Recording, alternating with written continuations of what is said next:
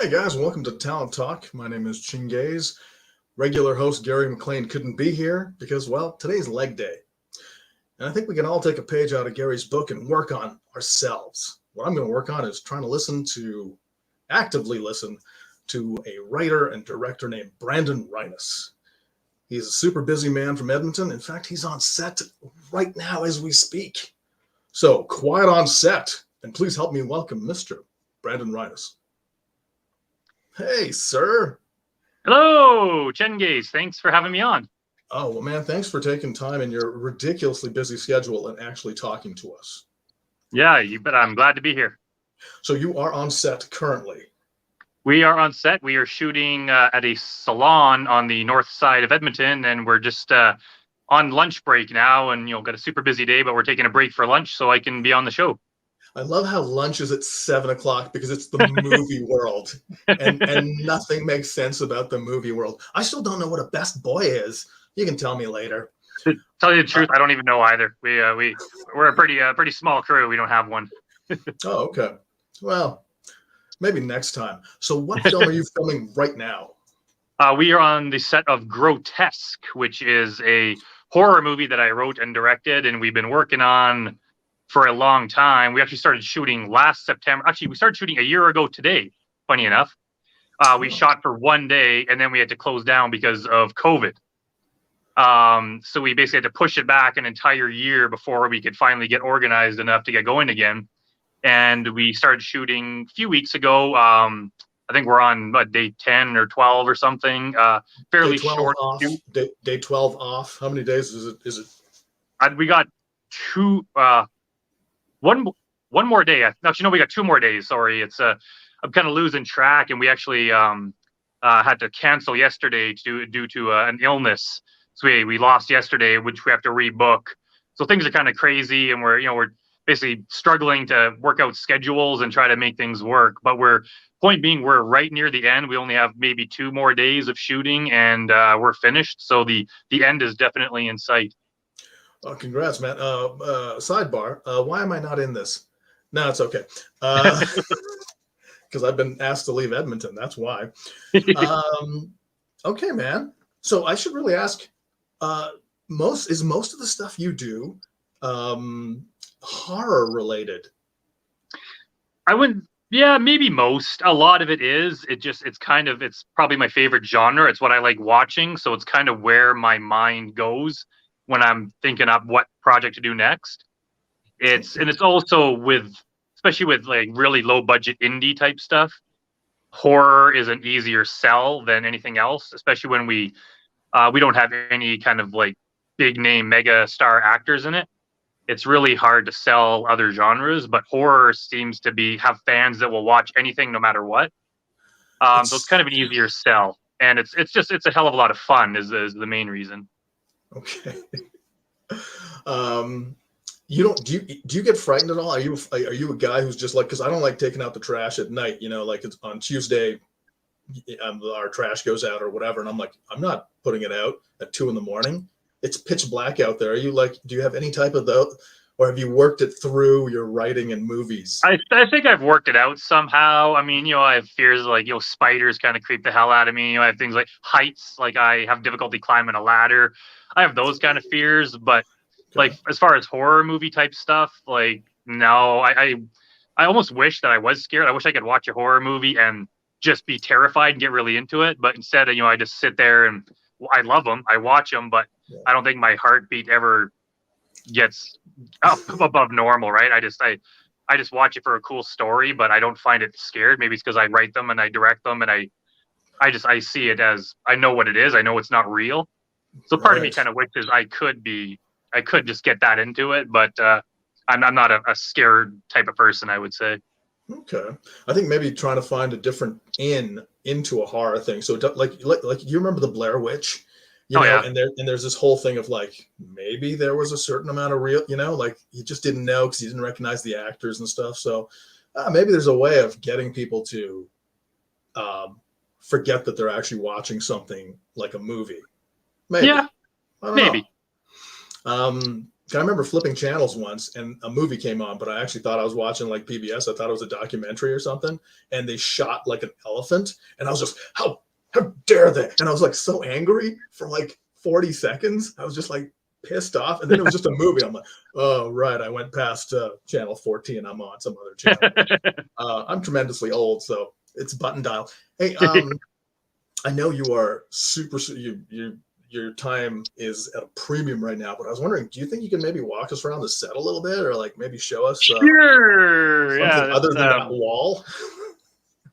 We got a bunch of gear here, and we're shooting in this salon. So we got all these like beds here that eventually we're going to be. We have like 6 different death scenes that take place here. Do any of them involve waxing inappropriately? Because they do not. They do not. That didn't make the list. Right. And then we're in this mall, so if we go out here, we'll see kind of the cast and crew. Humans. This is Elizabeth, our lead actor. Oh, got a really awesome nose, and with then a prosthetic. Nice. That's Grace, our first AD, and then got costume people here, and this is everyone kind of. My vertigo's starting to kick in. And our Jamie, our makeup artist here. Hi, Jamie.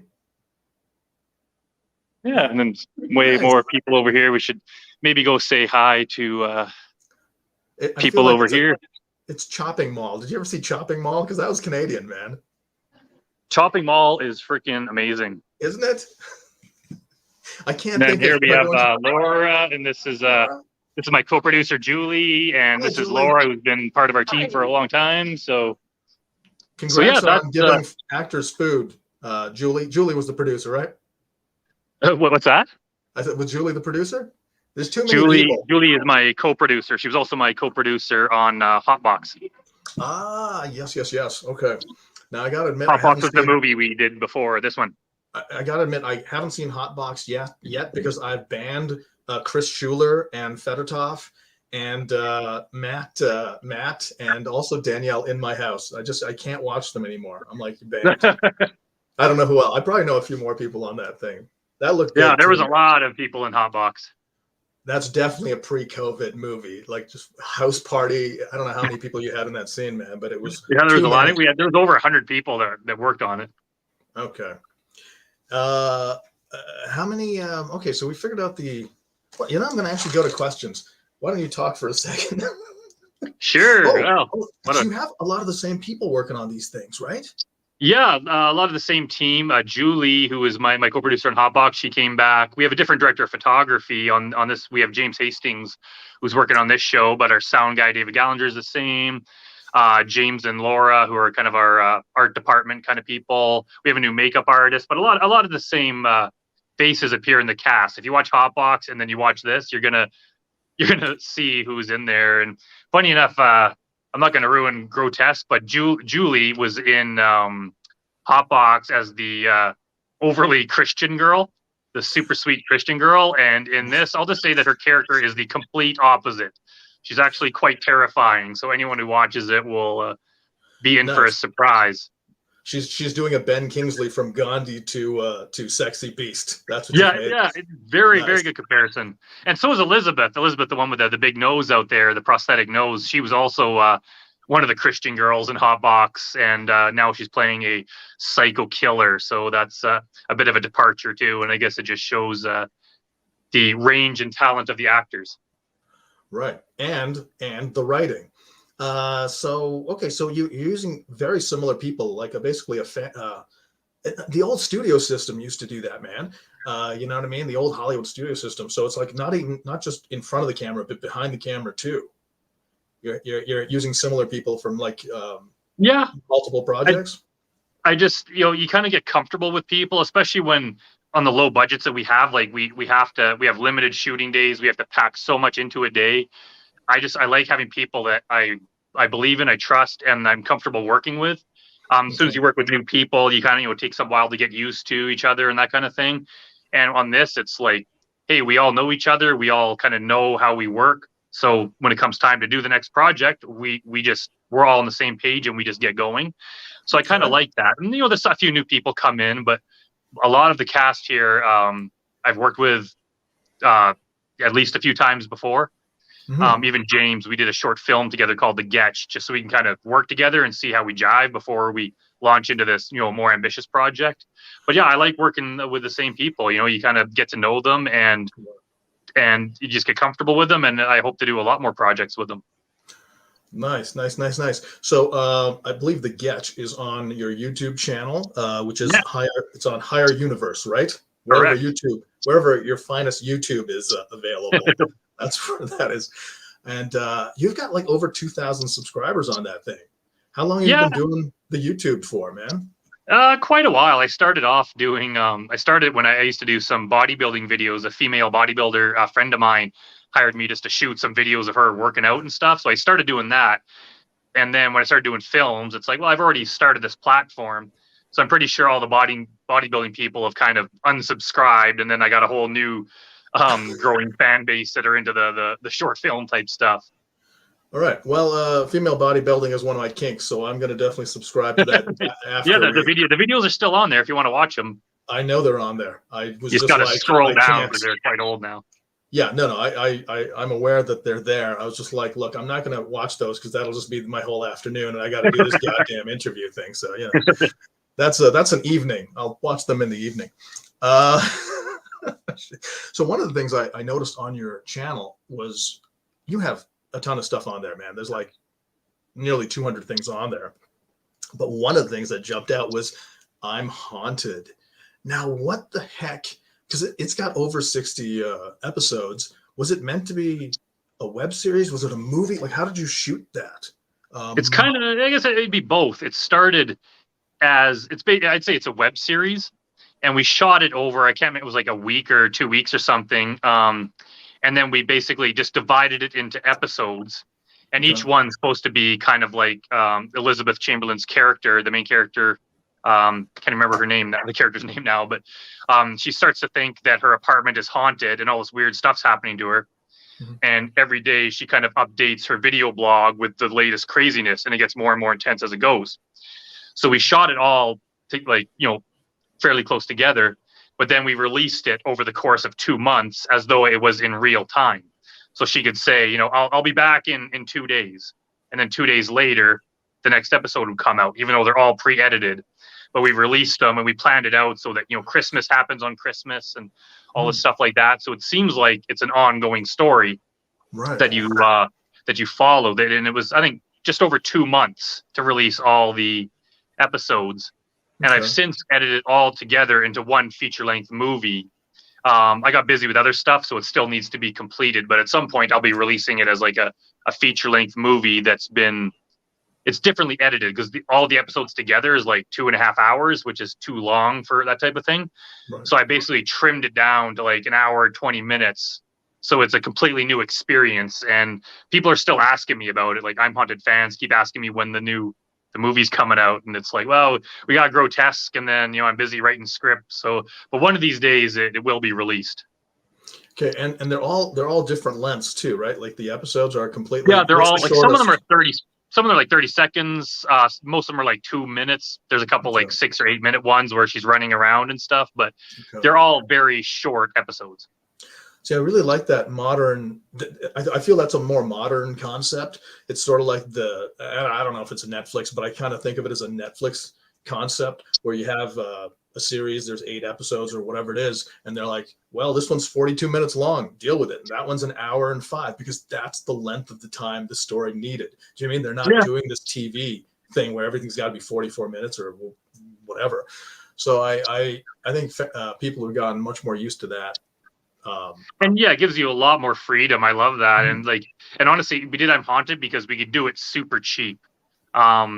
And a lot of it was just Elizabeth and I, because the whole thing is shot either on her laptop or on her phone, on the character's phone. Right. So basically, we didn't even really need a crew. A lot of the time, it was just me and Elizabeth that, like, I was kind of directing and she was acting. We just get together, we'd film as many episodes as we could. Some of them we had other actors involved. It was a bit more complex, but it was a very easy shoot. It was done on an extremely low budget.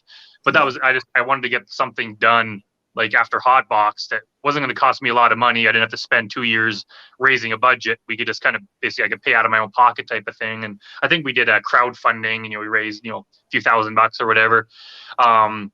and we just we staged a lot of the gags ourselves, and it was basically just a fun little experimental thing. And I'm surprised it actually got the traction that it did, because there's a lot of fans. I even turned it into a book. I wrote like a novel. I basically just turned her video blog and transcribed it, turned it into a book, and then I'm selling that as a novel. It's available on Amazon. Congratulations, man. Now you did write it originally, though. Like, you wrote it as a story, but was she adding stuff that wasn't on the page? A little bit. It was she mostly stuck to the script. Elizabeth is really good at that. I'm sure there was some minor parts where she kind of ad-libbed some stuff or had ideas for changes as we were going. Does she get a writing credit for the book? Does she get a writing credit? She's no writing credit. Well, that's unfair. Her talents lie in acting, so I'll stick to the writing. Nice. But now, so how long have you been? You're doing this full time now, right? This is like what would we call you other than Brandon? We call you a filmmaker. You call you a writer, filmmaker, I guess would be. I'm primarily a writer. That's how I make most of my living, is writing scripts. Okay. The filmmaking thing is a smaller part of it, but it still takes up a lot of my time, and it's a lot what I'm known for. But so I'm a writer, number one, director, filmmaker, number two. Okay. And yeah, so have you basically directed everything that you've written, or have you given up the reins on some of that stuff too? I've given up the reins on some. I think I've for scripts that I've either written for other people, been hired to write, or that I've sold to other people. I think it's been 21, but just the way it works, I think only 4 of them have ever been actually made. You've sold 21 scripts. Yeah, I've either written myself and sold, or someone else has hired me to write for them. But a lot of them, they're still trying to raise the money, or something happened and they just may never get made. They're in development hell or something. But Core Values, directed by Gilbert Allen, he hired me to write the script for that. That movie was produced a couple years back.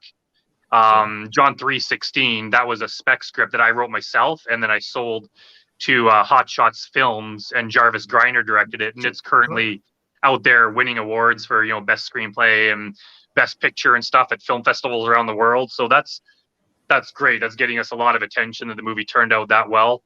So yeah, a lot of them, a lot of the scripts, I like to write and direct my own stuff. I think there's maybe been two, that Julie Whalen, who you met out there, my co-producer, she's hired me to direct a couple things she wrote, a TV pilot called Dumbbells and a short film called Hideaway. But for the most part, I do like to write and direct my own stuff, because as I'm writing it, I'm picturing how it's going to go, and it's kind of just, becomes my project. So it's my vision and stuff, but I'm always happy to have someone else make a movie based on my script. It's just a way to someone else to take my script and make their own vision. So I kind of love that too. Okay. How precious are you with your words? Like, once you're done writing it and it's now I've got to direct this, how collaborative are you with the actors, the actual people who are going to be seen on camera? I think I'm not precious about it at all. Say Core Values and John 3:16. Once I sold the script, I backed away. It's my job is done. You guys go make the movie. I didn't even go out to visit the set or anything. I'm not a kind of guy that's going to, just complain that they're changing, a few words. They just went off, made their movie, and I'm happy with that.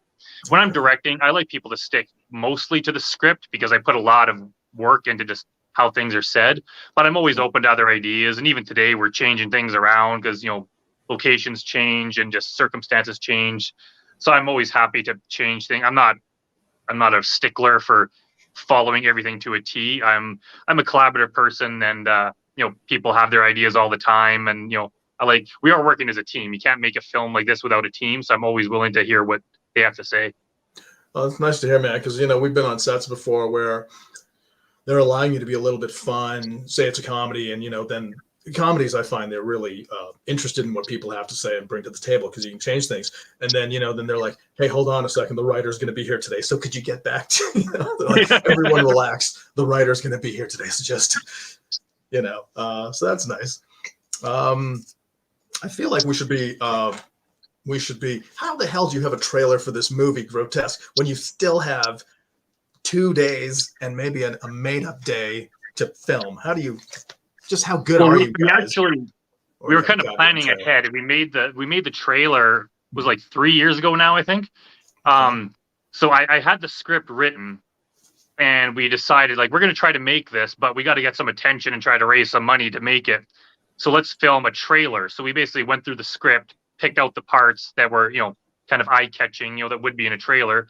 Right. And we basically wrote a trailer script, and then we shot the trailer over 2 days. Okay. And we've been kind of using that to promote the film and raise the money to make it. And it's taken, a couple of years to get the whole thing done. A lot of the actors who were in the trailer are either playing different roles or they're just not involved anymore. They moved away or whatever. So it's kind of a different cast, but the vibe of it's there. And it gives us a chance I was going to ask how much of the trailer is actually going to be in the movie. So like really none of it. It's just no. Oh, like as for footage, like not a single frame of the trailer will be in the movie, but those exact scenes and like the dialogue, a lot of those exact parts are going to be in it. Okay. Just hopefully a little bit better than they were back then, because we have a little bit more money now and we just, have a bit more experience and we're doing it for real now. And some of the gags, like the pool cue getting rammed through the mouth, that kind of thing, it didn't really work so well in the trailer, but we improved it, figured out how to do it. So it'll work better in the actual movie. Elizabeth's hair is a bit longer, quite a bit longer now. So that changes. It's actually a different mask. We altered the mask a bit. So that's a bit different than the trailer, but it's just worked to get us a lot of attention, right? Showing that trailer on YouTube, we could send it to someone. This is what we're doing, and it gives them an instant idea, and then hopefully they're interested enough to kind of help us out in some capacity. Okay, should we take a minute and get a look at that trailer? Yeah, let's do it. Mr. Producer, let's do it. Higher Universe Pictures. We're all casually suicidal, always been and will be evermore. Hey Mildred, I found the perfect guy for you. He's Italian, cute, made of wood. His name's Pinocchio. You're not exactly the face I want customers seeing when they come in. You really would have thought you would have gotten your nose fixed by now. Dad was right. Mom should have had you aborted. You could actually be quite pretty if you just fixed your nose. I know a guy that can do it really cheap. Hi, Mildred. I'm Dr. Wash. Ah, shit! No. Ah.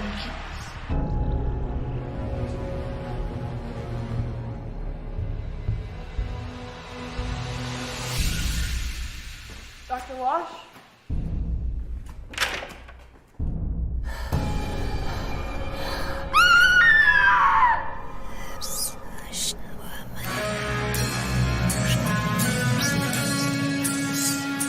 Raise your hand if you want to die today.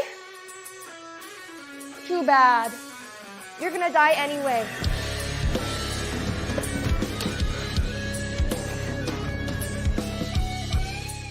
Let me help you with that. Whose arm is that? Really? That's your question?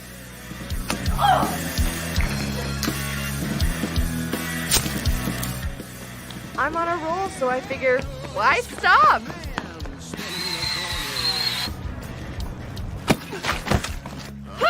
The sense of power. I'm getting good at this.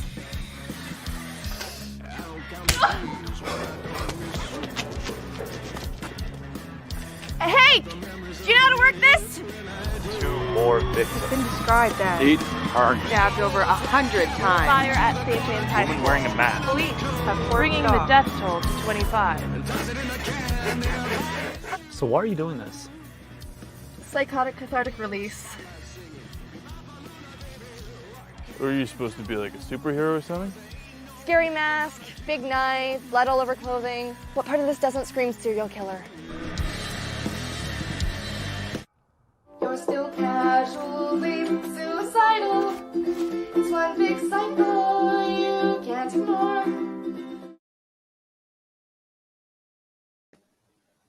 Okay. Congratulations on that. Firstly, I played a doctor about 14 times. I'm just going to let that sit there for a second, let you deal with that. Hey, man, the outfit on that character, the mask, the hair, the color of the hair, and then that polka dot shit. It's great imagery. Like it really looks like it could come out of a comic book. So let's get to some comic books. There's artwork from a comic book right there, but you can't see it. And then there's actually a Star Wars comic book back there on a shelf I made. But yeah, so I know you've made some comic books. Are you making one for Grotesque? We are not currently, but it's kind of been in the back of my mind. I'm just always so busy shooting things and writing things that it's hard, launch another project is just one more thing on my plate. Right. But I'm definitely thinking about it because it is like her costume is very iconic. Mm-hmm. We could write Mildred Moyer into 1,000 different stories, right? It's like Jason. You could always throw him into another movie, different situation, and it could probably be pretty damn cool. So one of these days, I'm sure you'll see one. A lot of it might depend on how popular this movie is when we release it. Okay. But I could say that one of these days you will definitely see a Grotesque comic book. Okay, you heard it here. I don't know if you heard it here first, but you certainly heard it here. We're getting a hi from Christy. Hello, Christy's daughter, Hudson, is in the movie. She's 11 years old. She plays the terrible doctor who botches Mildred's surgery. Hudson plays his daughter, and she had a scene we shot at a gas station out by Sherwood Park a couple weeks back. Yeah, congratulations to you, Christy, and the whole family.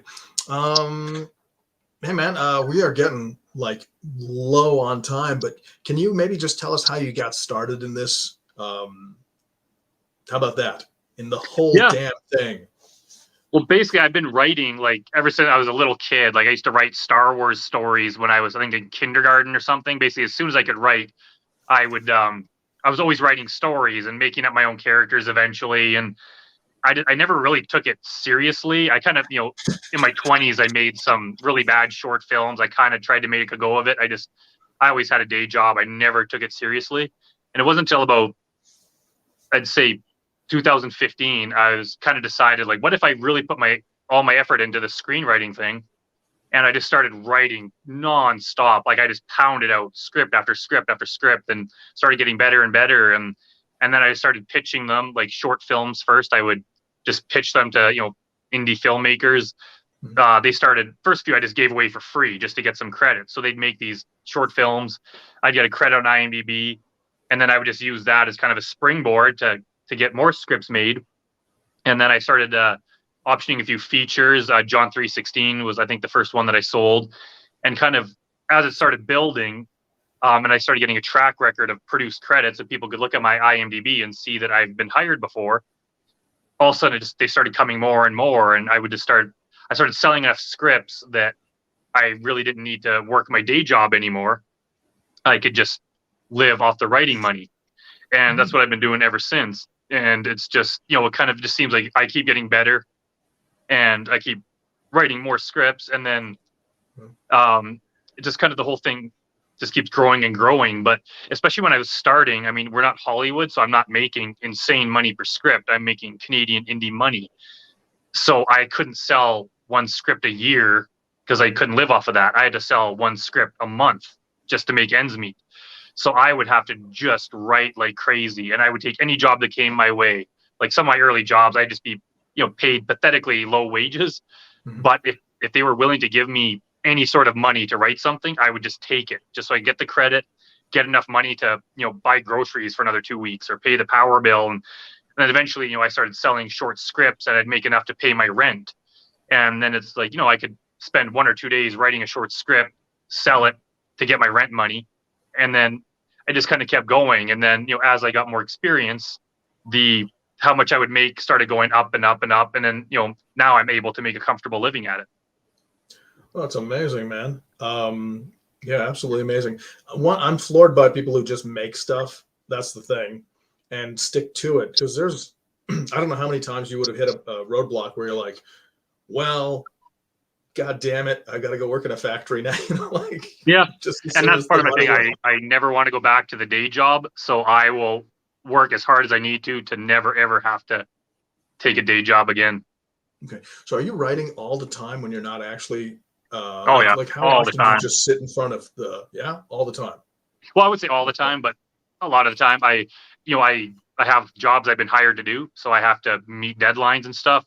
If I have a period of time where I don't have anything I've been hired to do, I work on my own scripts and then I pitch them. And I mean, I have 10 scripts that I've written that I'm still pitching, trying to sell or get optioned or whatever. And eventually, sometimes it takes a few years, but eventually someone will buy it, or I'll rewrite it and change it, and that'll be enough to get it sold or whatever. But most of my money comes from writing for other people.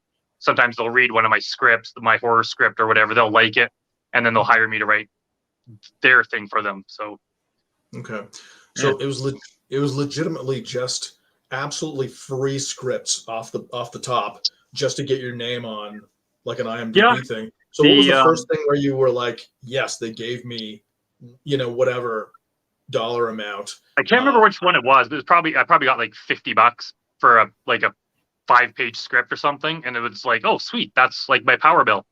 And then I started selling them, $100, and then $200, and then $500, and then I started getting 1,000, and all of a sudden it's like that starts to be real money if you can, sell 50 of them. It starts to add up, and I live very cheaply, so I'm able to, I don't have a expensive lifestyle. You're living in a salon now, so that can't cost too much. Yeah, we're shooting in a salon, and it didn't cost us anything because the owner is very generous. Nice. So I think our first AD is kind of hinting that we have to get back to work. So, well, man, you got to get paid, and you've got to make a movie. Yes, I've got to write apology letters to people. So we both have things, and I made that shelf by that looks like a Tintin rocket. So there, you're not the only guy who's doing things. Cool. Listen, man, thank you so much for taking time out and coming out and do this fast interview. Boom, boom, boom. We got it all done. You said words. I said words. It's pretty good. Yeah, I appreciate you having me on. It's great.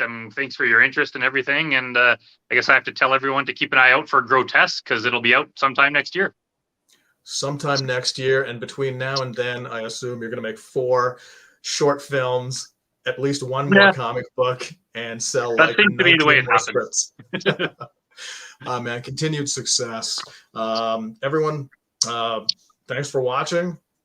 That's been Brandon Rhiness. I've been some other guy. So thanks. Good night. Get lost. Get out of here.